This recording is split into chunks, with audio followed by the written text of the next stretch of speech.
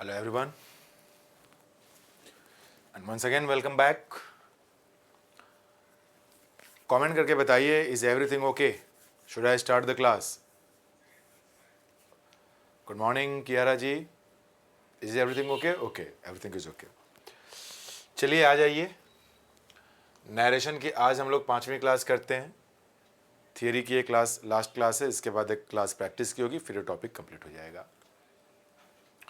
जो हम लोगों ने सेंटेंसेस शुरू किया था पढ़ना, अलग अलग तरह के सेंटेंसेस कि नरेशन में पढ़ना क्या है, नरेटर क्या है, नरेटर के बाद नरेशन किसे कहते हैं, नरेट वर्ब का मतलब क्या होता है, reporting verb, reported speech, speaker, आपका रिपोर्टर कौन है, टेंस के बेसिस पे कैसे चीज़ें बदलती हैं, प्रोनाउन कैसे बदल जाते हैं, कंजंक्शंस कैसे बदल जाते हैं, इसके लिए असर्टिव, इंट्रोगेटिव और क्या था हमारा ऑप्टेटिव सेंटेंसेस, और एक और भी था कोई, उसको हम लोग सब लोग सीखे हैं।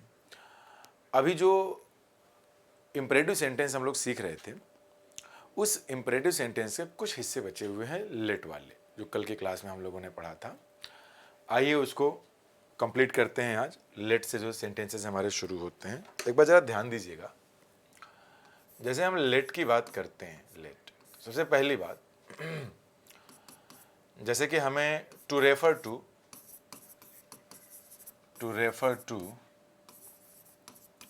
डायरेक्ट ऑर्डर,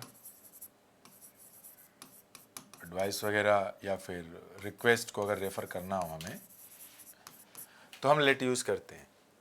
लेकिन जब हम इनडायरेक्ट स्पीच की बात करते हैं तो वहाँ लेट को ड्रॉप कर देते हैं। Note, we drop let, let को हम यूज नहीं करते in indirect speech, in indirect speech. ये बात जरूर ध्यान में रखिएगा आप। तो करते क्या है भाई? तो अब देखिए, लेट से कई तरह के क्वेश्चंस हमारे इसमें फॉर्म हो सकते हैं। एक पैटर्न तो हो सकते हैं, बगल में लिख दें क्या, ताकि नीचे कुछ एग्जाम्पल कर लेंगे हम लोग। लेट से आप ऑर्डर भी दिखा सकते हैं, लेट से आप रिक्वेस्ट भी दिखा सकते हैं, दोनों। तो ये डायरेक्ट ऑर्डर जब होगा तो लेट, डायरेक्ट रिक्वेस्ट होगा तो लेट। जब हम इन डायरेक्ट में जाएंगे तो ये क्या बन जाएगा आपका? लेट को तो ड्रॉप ही कर देंगे। इसके लिए हम लिख सकते हैं शुड बी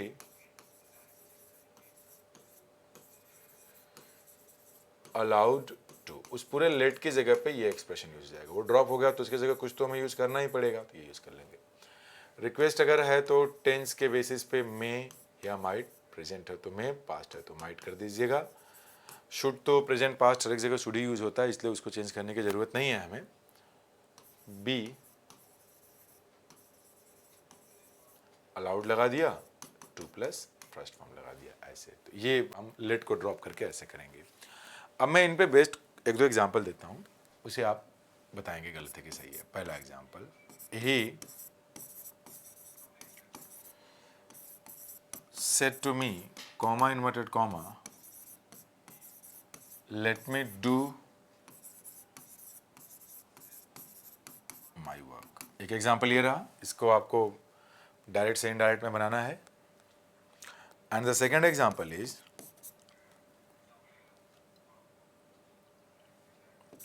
he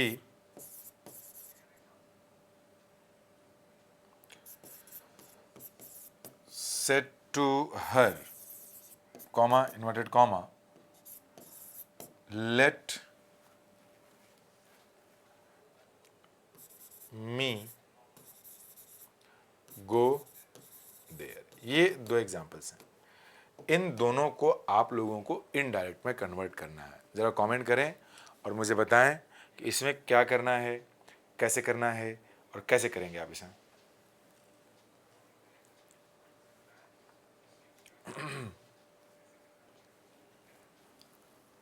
करें। Waiting for your comments. जो बच्चे लाइव हैं कमेंट करके बताएं जल्दी से।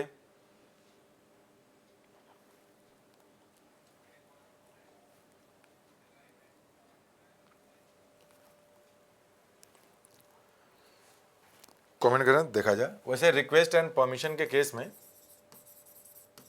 ये भी लिख लीजिए, आप मे और माइट का यूज कर सकते हैं, मतलब जरूरी नहीं है कि हमेशा शुड ही आए। Waiting for your comments. आइए देखते हैं ये क्या लग रहा है आप लोगों को, ये रिक्वेस्ट लग रहा है कि ऑर्डर लग रहा है? जाहिर सी बात तो कोई एक रिक्वेस्ट है, तो अगर वो रिक्वेस्ट है तो सेट टू तो फिर रिक्वेस्टेड ही होगा। ही रिक्वेस्टेड मी हो गया आपका। अब जाहिर सी बात है कि शुड लगा हुआ है, अगर वहाँ पे, सॉरी बोल रहा हूँ, माइट हमें लगाना है, माइट भी अलाउड टू। आगे हम इसे कंजंक्शन से जोड़ेंगे, वो कंजंक्शन हमारा क्या लगेगा असर्टिव बनाने में? दैट, यही मी है, उसके हिसाब से ही हो जाएगा। लेट हटा दीजिए, ड्रॉप हो जाएगा। और जब रिक्वेस्ट है तो मे या माइट लगेगा, तो पास्ट है तो he might be allowed to, ये माई ही के हिसाब से हिज वर्क, ये तो हो गया। अब यहाँ पर लेट में गो देयर, ये एक क्या बन गया? ये भी रिक्वेस्ट ही है। एक काम करते हैं ना, थोड़ा इसे बदल देते हैं। रिक्वेस्ट का तो एक हो ही गया, मुझे वहाँ जाने तो रिक्वेस्ट कर रहा है किसी से।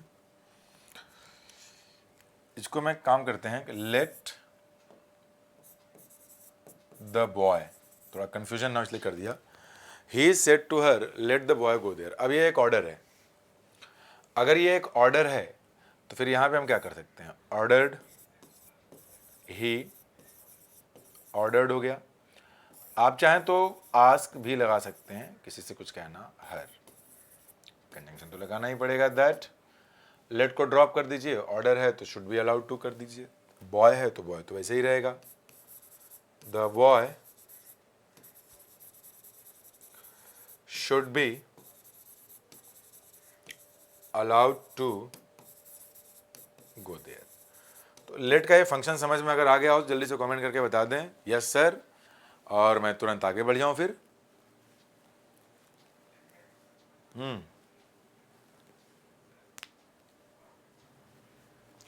जल्दी से कमेंट करें और बताएं।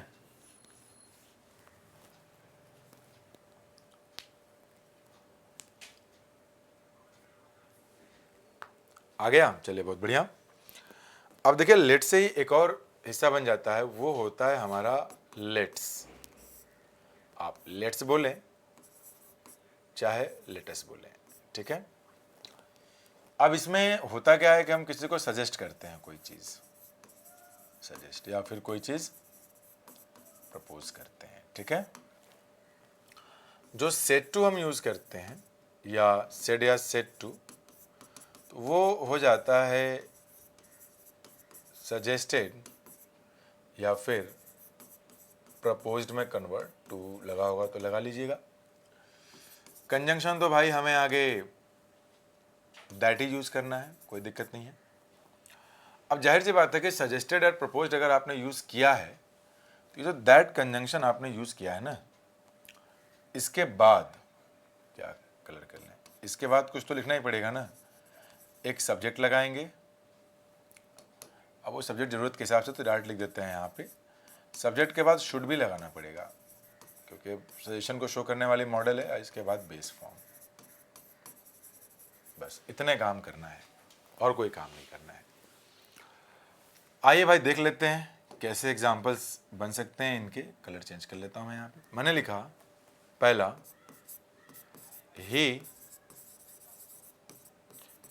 Said to me, comma inverted comma, let's go there. एक सेंटेंस ये रहा, इसको कन्वर्ट करना है हमें। एक और लिख लेते हैं, ही said to her, comma inverted comma, let's play chess। दूसरा है, इसे आप ही लोग कन्वर्ट करेंगे अभी। एक और लिख लेते हैं यहाँ पे, तीसरा, या फिर इसे करें पहले आप, इन दोनों को पहले करें फिर एक एग्जांपल और लिखते हैं, उसे देखा जाएगा कि इसमें कैसे कन्वर्ट करना है।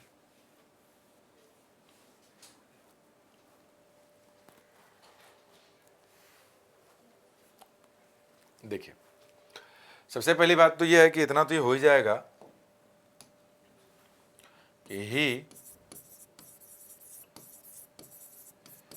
suggested to me, that भी लगा दीजिए।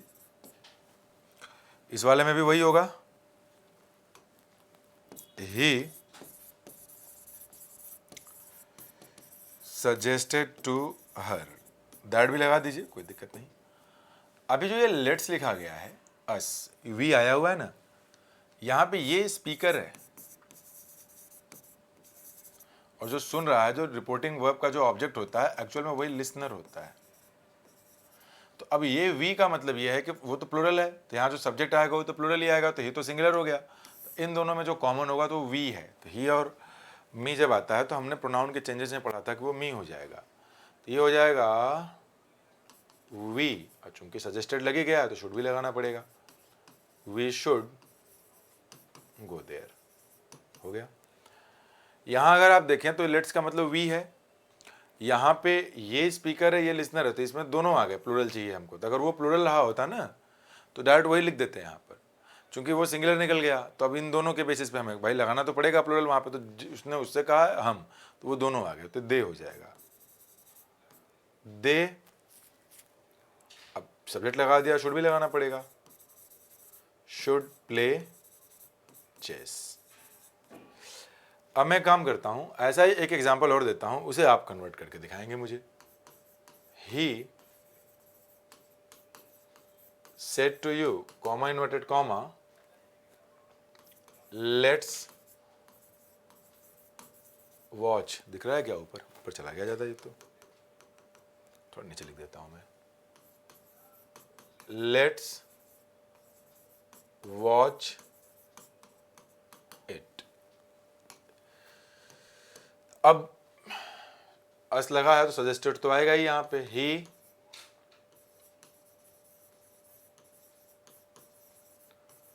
सजेस्टेड टू यू, दैट भी लगेगा, इधर ये शुड भी लगेगा, वॉच वैसे ही रहेगा।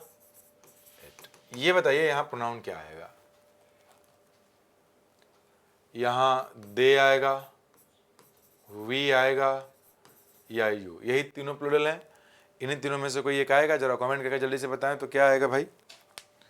जो आपको लगता है वही कमेंट करें और मुझे बताएं, जल्दी से मुझे बताएं क्या आएगा।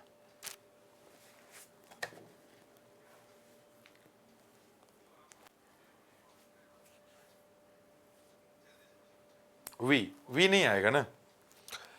अब देखिए जैसे लेटेस्ट लिखा है यहाँ पे, तो प्लूरल तो चाहिए, तो लगना तो इसे के हिसाब से, अगर वो प्लूरल रहा होता, दे रहा होता, यू रहा होता, जो होता वही लगा देते प्लूरल फॉर्म में, लेकिन वो सिंगुलर है, यानी अब इन दोनों को कॉमन प्रोनाउन लगाना है। तो सेकंड पर्सन और थर्ड पर्सन के आने पर जो कॉमन प्रोनाउन होता है यू होता है, तो यहाँ पे दे नहीं होगा, वी नहीं होगा, यू होगा, यू सही ऑप्शन बनेगा। समझ में आई बात? वी नहीं, यू लगेगा, you will be the right option. क्या मैं समझा पाया इसे? तो इस तरीके से हमारे नरेशन के सारे पार्ट ओवर हुए, जो अलग अलग टाइप के सेंटेंसेस थे। कुछ और भी क्वेश्चंस हमारे पेपर में बन जाते हैं, मैं चाहता हूँ उनको भी आप देखें, समझें। जो टेंस बेस्ड हैं, टेंस में हमने सारे कॉन्सेप्ट्स पढ़े हैं, बस उनको यहाँ पे नरेशन में हमको सीख लेना है क्या करना है, ठीक है? तो आइए जरा सम इम्पॉर्टेंट क्वेश्चंस देख लेते हैं लिख करके इसे। सम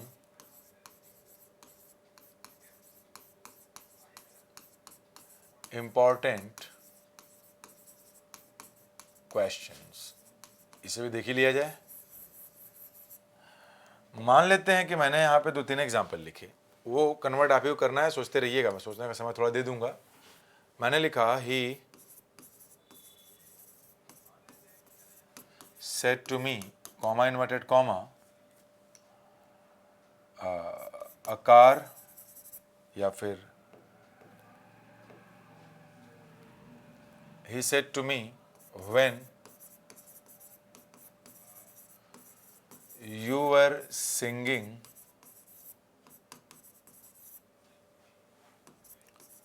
I was playing, when you were singing I was playing। ये रहा एक एग्जाम्पल। एक दूसरा एग्जाम्पल यहां लिख लेता हूं मैं, you said to her comma inverted comma,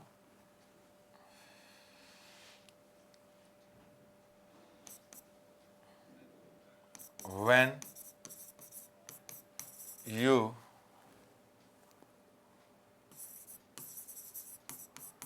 dropped the metal,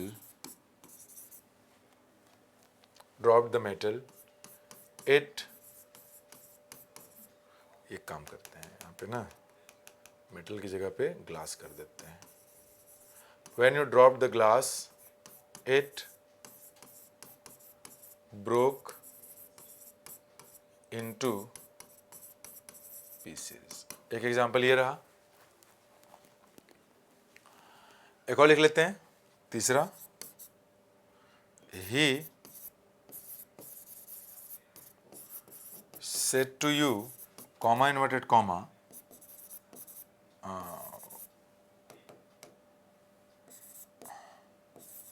a car hit him when he stepped on the road. इन तीनों एग्जाम्पल को हम देखते हैं, इसमें क्या करना है.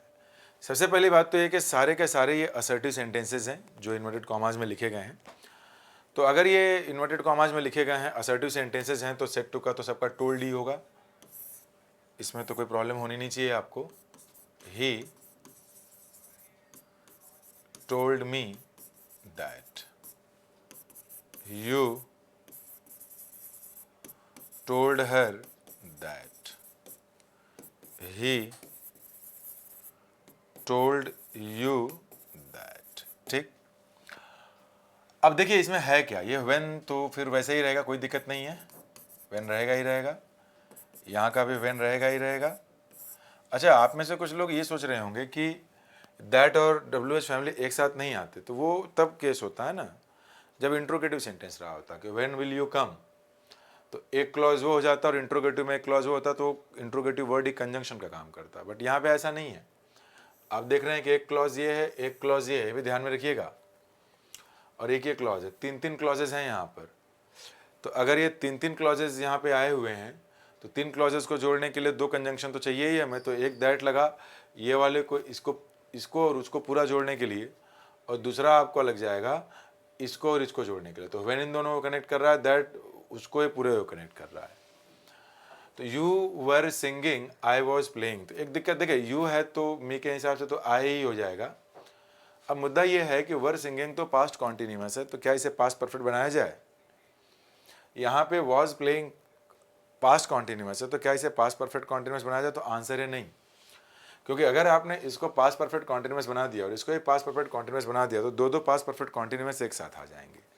और टेंस में हमने पढ़ा था कि दो पास्ट परफेक्ट कॉन्टिन्यूअस टेंस एक साथ नहीं आ सकते. तो जब नहीं आ सकते तो फिर इसका टेंस नहीं बदलेगा, ये वही रहेगा, वॉज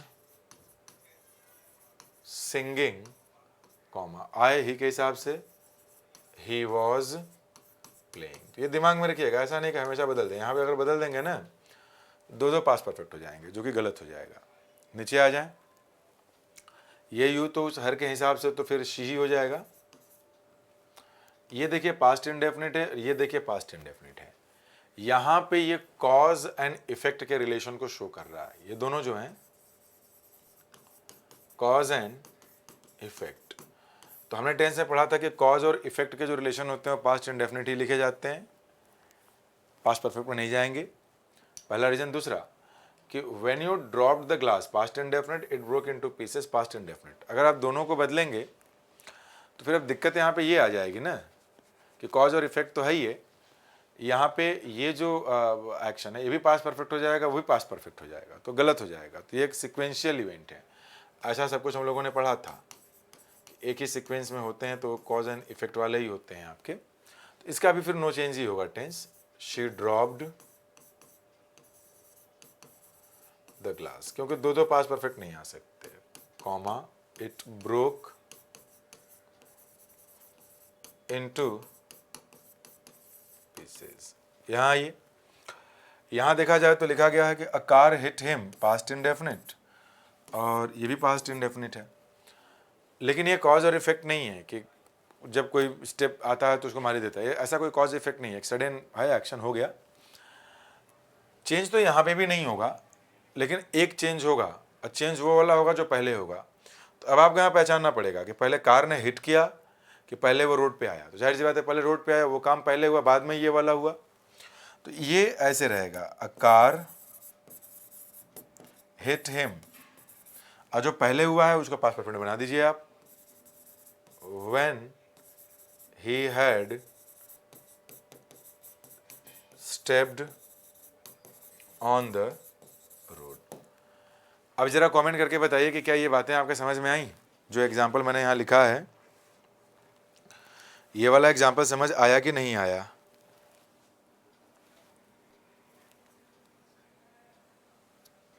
आ गया। तो एक काम करता हूं मैं, इस पे एक एग्जाम्पल और देता हूं। 4, he said to me, comma inverted comma, a dog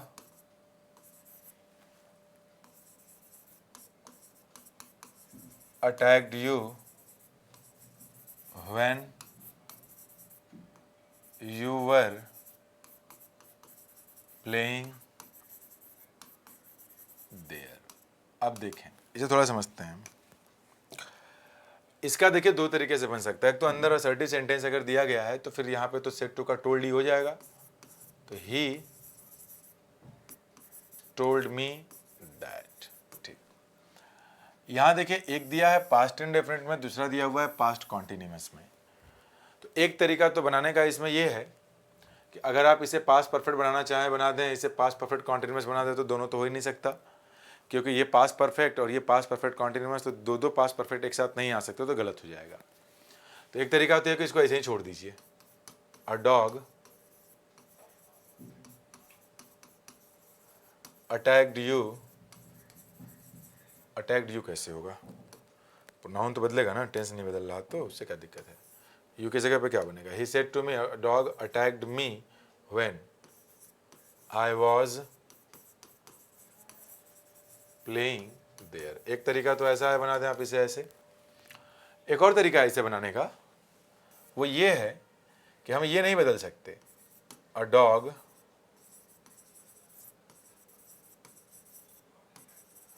attacked me when. अभी इसके पहले वाले एग्जाम्पल में हमने किया था कि जो एक्शन पहले हो ये क्लैरिफाई हो जाए तो इसका हम टेंस बदल सकते हैं। तो जैसे कि लिखा गया है कॉन्टिन्यूअस में, तो जाहिर सी बात है कि कुत्ते ने जब अटैक किया होगा तो खेल रहा था, तो खेलने का काम तो पहले से ही चल रहा होगा। जब ये काम पहले से चल रहा होगा तो इसको हम परफेक्ट कॉन्टिन्यूअस में बदल सकते हैं, I had been playing there. ये पूरा का पूरा जो कॉन्सेप्ट है हमने टेंस से इतना सीख लिया। ये समझ आया? समझ आ गया हो तो जल्दी से कमेंट करें और मुझे बताएं, तो फिर आगे कुछ और कॉन्सेप्ट्स बचे हैं उनको भी कर लिया जाए और किनारे किया जाए इनको।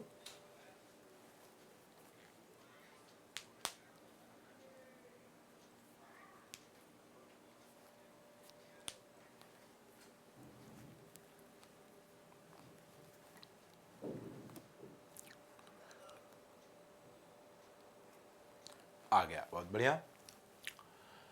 अब एक एग्जाम्पल और लिखते हैं, कुछ अलग टाइप के क्वेश्चंस भी देख लिए हैं। 5, मैंने लिखा he said to me, comma inverted comma, I must go back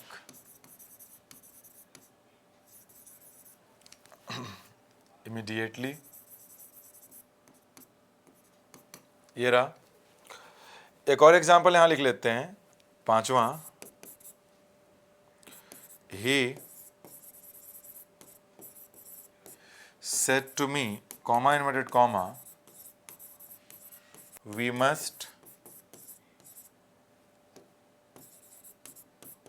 speak the truth। एक और एग्जाम्पल यहां लिख लेते हैं, 6th one, the man said to you, the man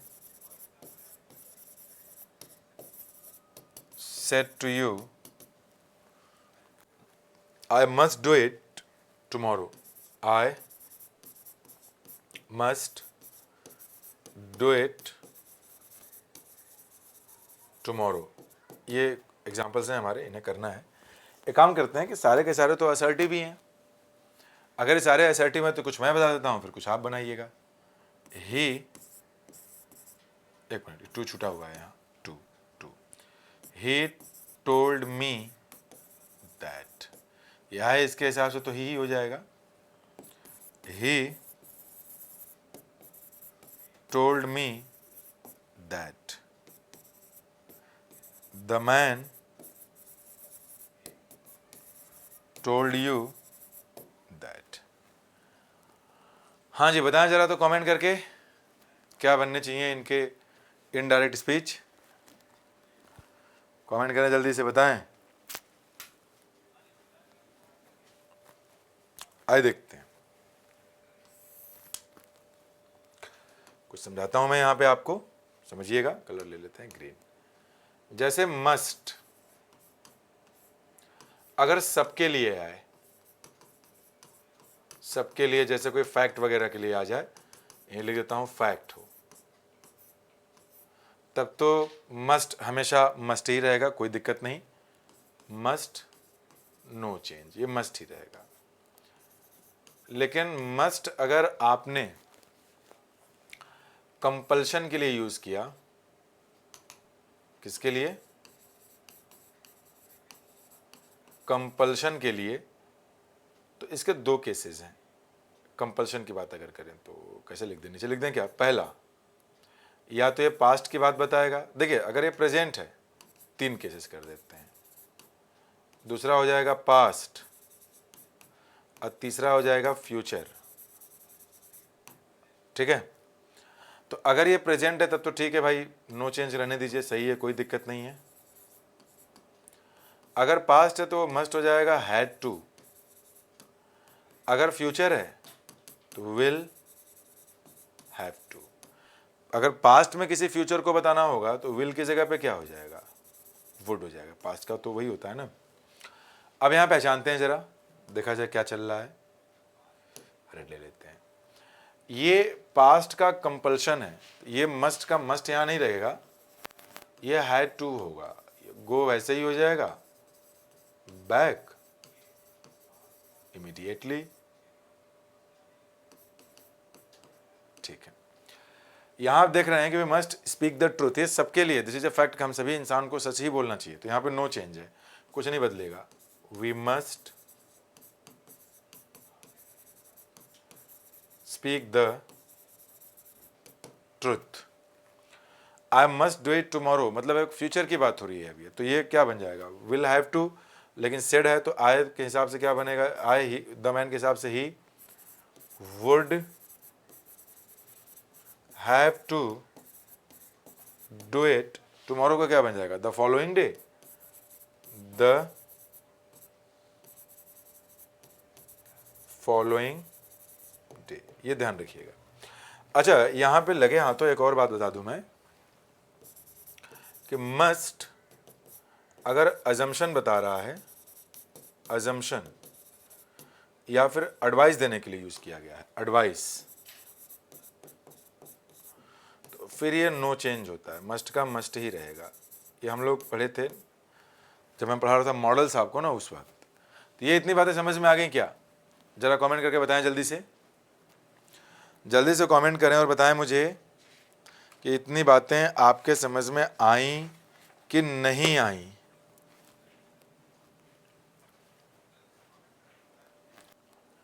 जल्दी से कमेंट करके बताएं। आ गई, बहुत अच्छी बात है।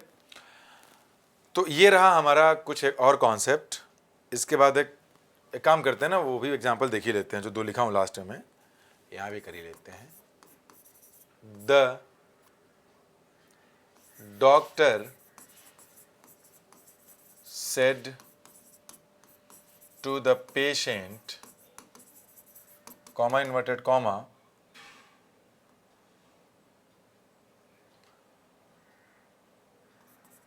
you must take rest. दिख रहा है? हाँ दिख जा रहा है, लेकिन मुझे लगता है कि और बेहतर दिख सकता है, तो कलर ही बदल देता हूँ मैं। 8वां लिख लेता हूँ यहाँ, the patient said to the doctor, comma inverted comma, I must work hard to run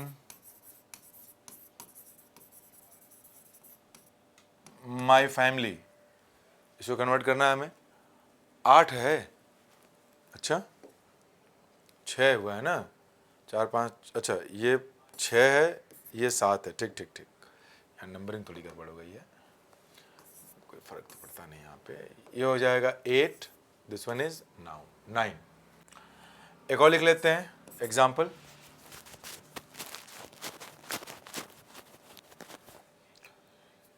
the doctor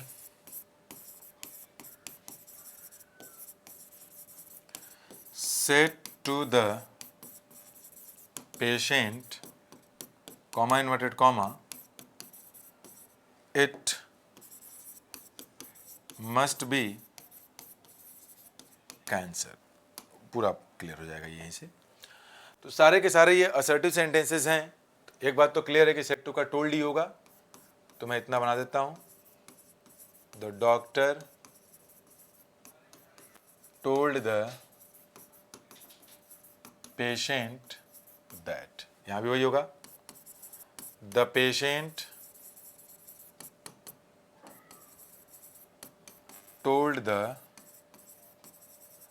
doctor that. The doctor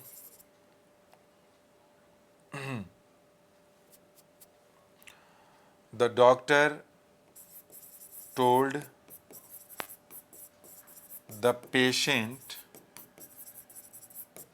that। अब ये देखें, तो ये तो अजम्पशन ही है यहाँ पे, मस्ट पक्का कैंसर ही होगा, अजम्पशन। डॉक्टर के पास गए, डॉक्टर ने आपने अपने हालात बताए, तो सीधी सी बात बोलेगा कि पक्का ये पक्का कैंसर ही होगा जो आप बता रहे हैं। तो फिर अजम्पशन में तो नो चेंज होता है, तो ये ऐसे ही रह जाएगा, इट मस्ट बी कैंसर। तो यहाँ ये नहीं बदलेगा। यहाँ पे पेशेंट क्या बोलता है डॉक्टर से कि डॉक्टर साहब ये मेरी मजबूरी है कि मुझे कठिन परिश्रम करना ही पड़ेगा, तो ये मस्ट टू बदलेगा, आए द पेशेंट के हिसाब से ही हो जाएगा, मस्ट का हैड टू वर्क, और बाकी सब ऐसे ही। एक मिनट, वैसे ही नहीं, पूरा लिख देता हूँ मैं, must work hard to run my, patient के हिसाब से हिज फैमिली। ये आपका एडवाइस है, डॉक्टर ने एडवाइस किया, आपकी मर्जी करना हो करिए, तो यू क्या बन जाएगा पेशेंट के हिसाब से, ही मस्ट का तो मस्ट ही रहेगा, ही मस्ट टेक रेस्ट। उम्मीद करता हूं ये सारे के सारे कॉन्सेप्ट्स आपको समझ में आए होंगे। कमेंट करें और बताएं मुझे, जल्दी से कमेंट करें और बताएं।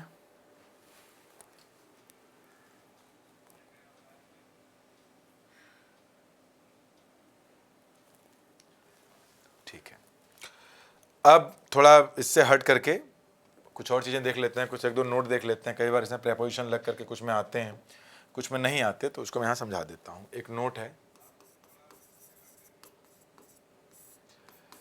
Don't use to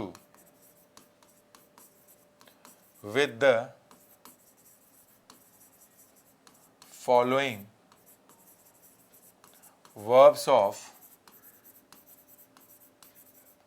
communication।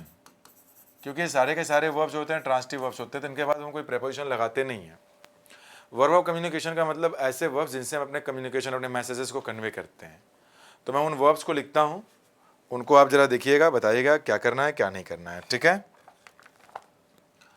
तो मैं ये लिखना शुरू कर देता हूं, एक minute. Ask, tell, order, invite, beg, request,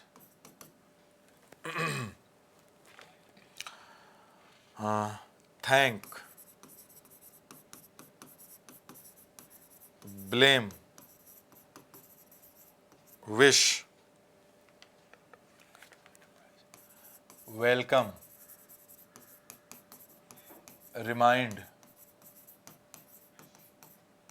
apprise. इनके साथ टू वगैरह नहीं लगाते, गलत हो जाते हैं वो. Threaten, warn, forbid, allow, phone call, phone, एक मिनट, कॉल, ग्रीट. इनके साथ कभी टू लगाइएगा ही नहीं, वो गलत हो जाएगा.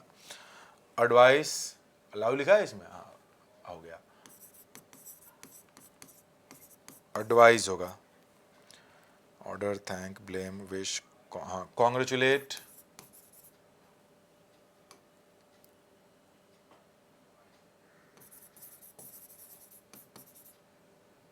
चुलेट. इसके बाद कॉम्प्लीमेंट, किसी को कॉम्प्लीमेंट देना, ठीक है ना, एटसेट्रा. तो इनके बाद अगर कभी आपको टू लगा हुआ दिख जाए या कोई प्रेपोजिशन तो गलत हो जाता है ये. जैसे एक दो एग्जांपल देख लेते हैं. मैंने लिखा ही टोल्ड टू मी, तो ये तो खुद ही ट्रांसिटिव वर्ब है, डायरेक्ट हमें इसका ऑब्जेक्ट चाहिए, तो टू का यूज गलत है. मैंने लिख दिया दे एडवाइज्ड टू हर, तो ये तो खुद ही ट्रांसिटिव वर्ब है, इसका ऑब्जेक्ट ऑलरेडी रहता है, तो टू मत लगाइए. वी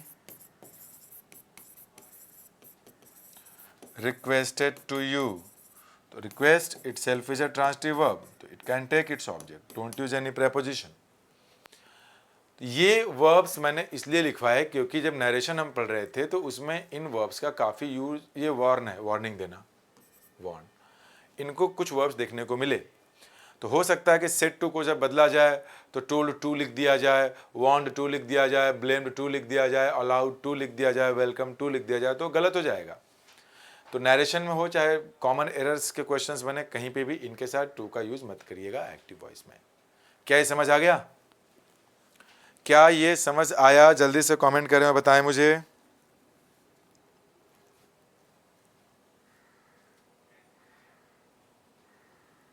ठीक है. तो अब ऐसा भी है कि डोंट यूज टू है ना, अब रहेगा कि use to with the following verbs of communication. अगला कॉन्सेप्ट भी देख लें, नोट है ये दूसरा, ये पहला था use to with the following verbs of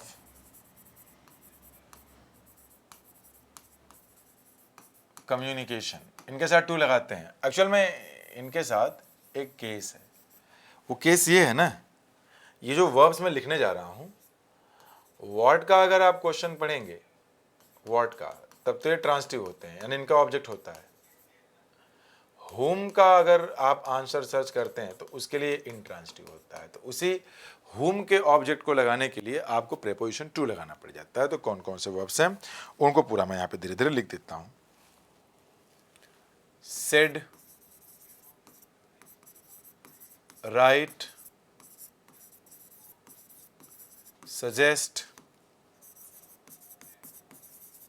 report, propose, announce, apologize,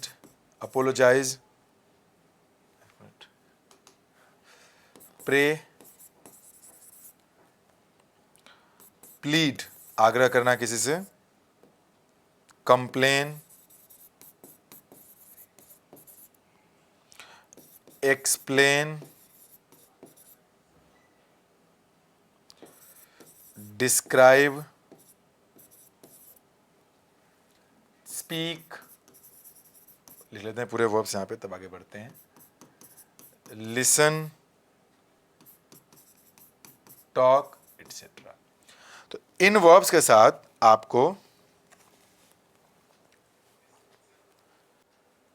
what का अगर आंसर रहे तब तो कुछ नहीं लगाना, क्योंकि तब ये ट्रांसिटिव होते हैं। हुम का अगर आंसर रहे, मतलब हुम का अगर क्वेश्चन पूछना तो लगाना पड़ेगा। जैसे मैंने एक एग्जांपल लिखा यहाँ पे, कुछ छोटे छोटे लिख ही लेते हैं। मैंने लिखा पहला, ही सेड ब्लैंक नथिंग। दूसरा है, ही सेड डैश हर। आपको पता करना है किसमें लगेगा किसमें नहीं लगेगा। तीसरा, he would report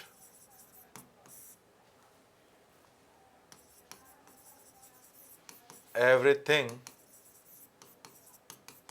to the officer. Fourth one, he would report dash the officer. Fifth one, you explained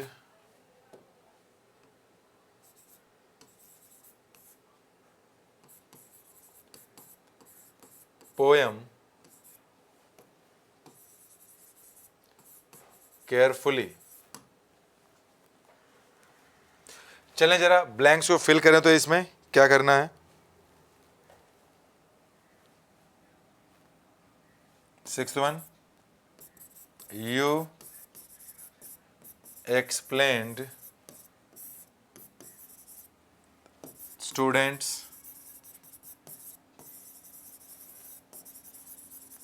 carefully.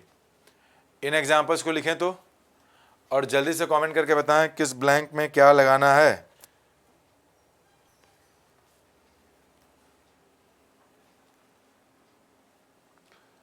Seven, I would write story every week. 8, I would write my parents every week। अब हो गया example ठीक ठाक। अब हमें इन्हीं को समझना है, इन्हीं को करना है।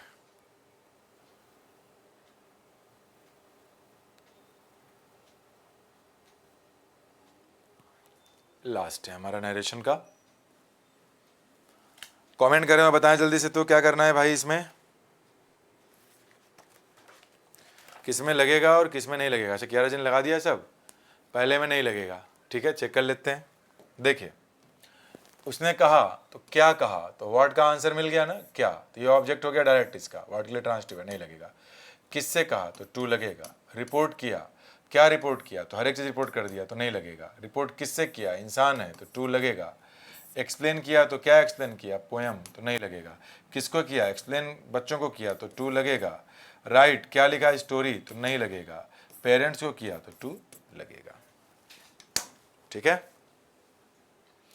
तो ये रहा हमारा नरेशन। हालांकि ये वर्ब्स दिमाग में रखे रहिएगा, प्रेपोजिशन में भी ये वर्ब्स काम करेंगे आपको। तो इस तरीके से आज हमारा नरेशन कंप्लीट हुआ। कल हम लोग मुलाकात करेंगे दोबारा, नरेशन के टॉपिक को पे बेस्ड क्वेश्चंस को सॉल्व करेंगे। इसके बाद सिर्फ 2 टॉपिक बचा रह गया है हमारा पढ़ने के लिए, फिर ये बैच पूरी तरीके से कंप्लीट होगा। एक टॉपिक आपका बचा रहेगा क्या बोलते हैं, आर्टिकल्स का, और दूसरा बच जाएगा प्रेपोजिशन का। दोनों ही इंपॉर्टेंट टॉपिक हैं, लेकिन ईजिली हो जाएंगे, टेंशन वाली बात नहीं है। ठीक है, तो मुझे लगता है कि ये जो बैच पूरा बना, आर्टिकल एंड प्रेपोजिशन, बिल्कुल सही बोला आपने कियारा जी, बाकी सारे हो चुके हैं। ये 157 लेक्चर्स हो चुके हैं और 157 मुझे लगता है कि 175 या 178 लेक्चर में ये पूरा बैच जो है कंप्लीट होगा, आपका जो ग्रामर का बैच है। इसके बाद फिर आपको कुछ पढ़ने की ज़रूरत पड़ेगी नहीं, बस प्रैक्टिस करना है, कहीं पढ़ने की ज़रूरत नहीं है, प्रैक्टिस करते रहिए और मस्त रहिए। Thank you very much, bye bye.